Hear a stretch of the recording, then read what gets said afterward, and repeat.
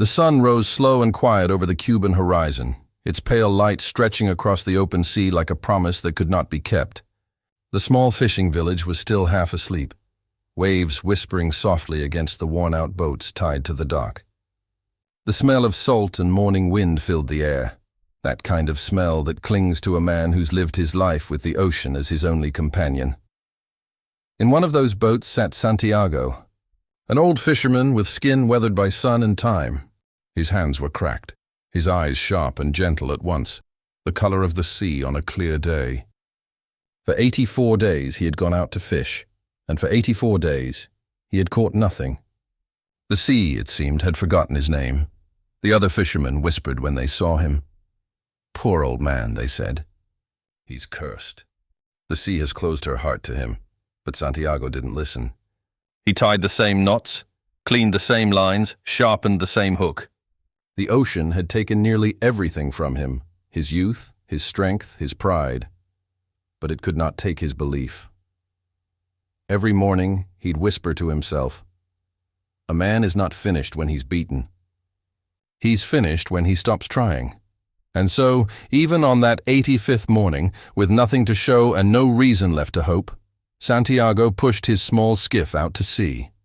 The wind was light. The water shimmered like liquid glass. Seagulls cried above him, a language only old sailors could understand. The boy who used to fish with him, Marlin, had been forbidden by his parents to go with the old man now. They thought he was unlucky. Still, before dawn, the boy had come to help him carry the sail, a patchwork of faded cloth, so worn it looked like a flag of defeat. "Good luck." "Old man," the boy said. Santiago smiled, eyes wrinkling like folded maps. "Luck? No, I'll make my own." Then he set off, rowing alone into the endless blue. The first few miles were calm. The old man loved that early hour, when the world was quiet and the only sound was the dip of his oars. He knew every curve of the coast, every shift in current. The ocean was not an enemy to him. It was a woman, beautiful and cruel, who could love and destroy with the same hands. He followed the flight of birds, the shimmer of flying fish, the smell of deep water.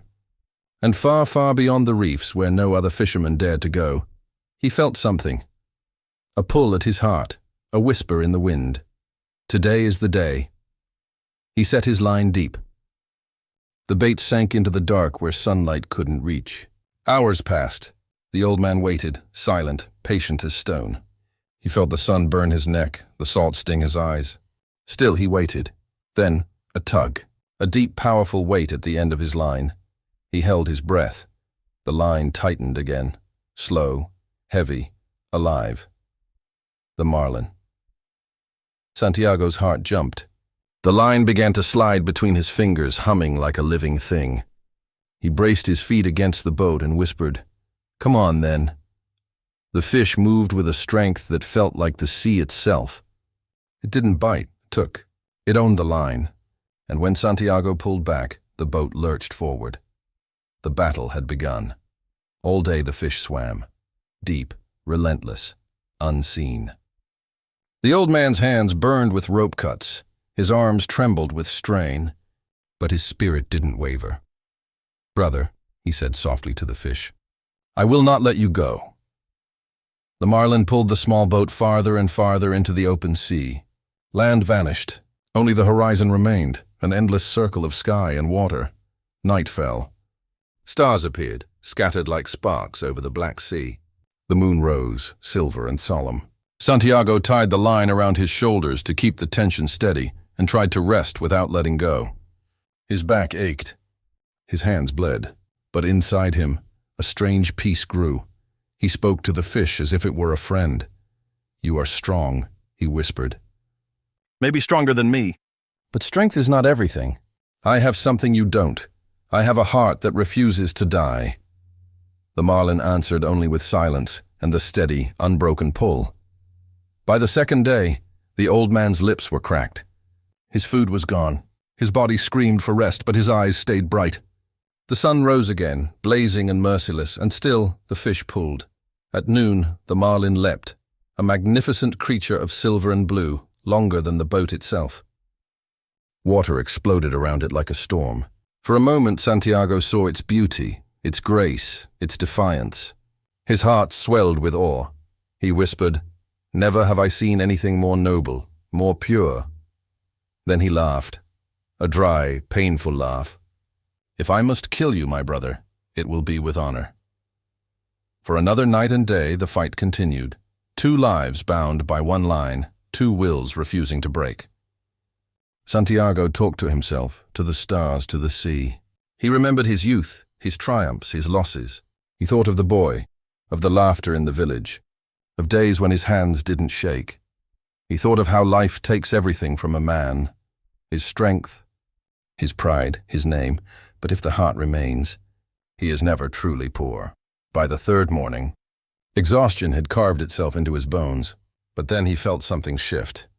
The fish began to circle, slower now, weaker. Santiago knew the moment had come. With trembling hands, he pulled the line inch by inch, pain slicing through him like fire. The marlin surfaced, enormous, beautiful, dying. The old man whispered a prayer, not for victory, but for respect. Then he raised his harpoon and drove it deep. The sea turned red. The marlin shuddered once, then went still. Santiago stood in the boat, breathless. The sun glinted on the fish's scales, turning them into mirrors of light. Tears filled his eyes. "I love you, my brother," he said. "I am sorry." He tied the marlin to the side of the skiff. It was too big to fit inside, and began his long journey home. The wind had changed.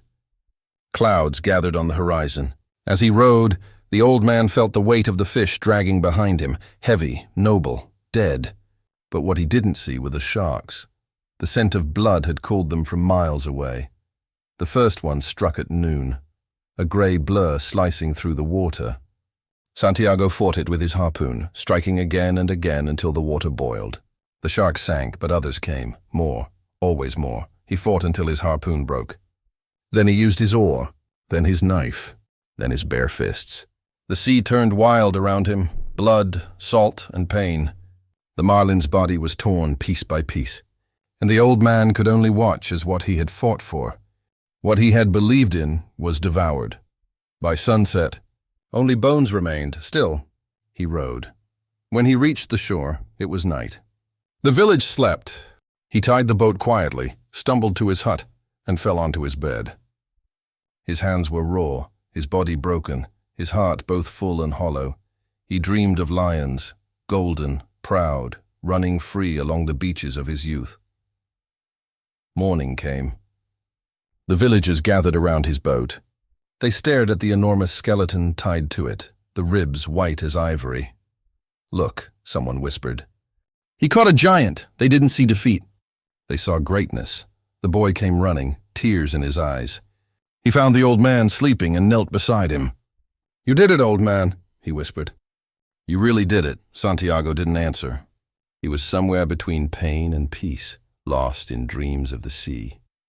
Days later, when he could walk again, Santiago went back to the shore. The waves rolled gently, as if nothing had happened. The skeleton of the marlin still lay there, washed clean by salt and time, a monument of silent triumph. The old man smiled faintly. He knew he had lost the fish, but he had not lost himself. He whispered to the sea, "A man can be destroyed, but not defeated." Then he turned back toward his village, slowly, painfully, but with pride in every step. Epilogue. People often speak of success as if it were a prize you can hold, a trophy you can show. But the old man's story teaches something deeper, that the real victory is not in what you bring home, but in what you become while trying. He went to sea with nothing, no money, no help, no guarantee, and he came back with nothing that could be sold. But he returned with something greater: dignity, courage, and proof that even at the end of a man's life, he can still fight like a lion. The sea will always test you. It will strip you bare, take everything you think you need, and leave you with only yourself. But that is where truth lives, in the place where you have nothing left except the will to keep going. The old man's struggle was never really with the fish. It was with the fear of becoming useless, forgotten, small. The marlin was a mirror. a reflection of his own spirit, vast and untamed. And when he finally faced it, he discovered that the fight itself was the reward. So if you ever feel lost, tired, or invisible, if the world laughs while you chase something only you can see, remember the old man and the sea. Remember that even when everything is taken from you, you can still choose to rise, to fight, to endure, because true victory isn't in catching the marlin, it's in never letting go of the line. Moral: life doesn't measure you by what you win, but by what you refuse to surrender. Even when the world strips you down to bone, your spirit can still stand tall, proud, unbroken, and undefeated.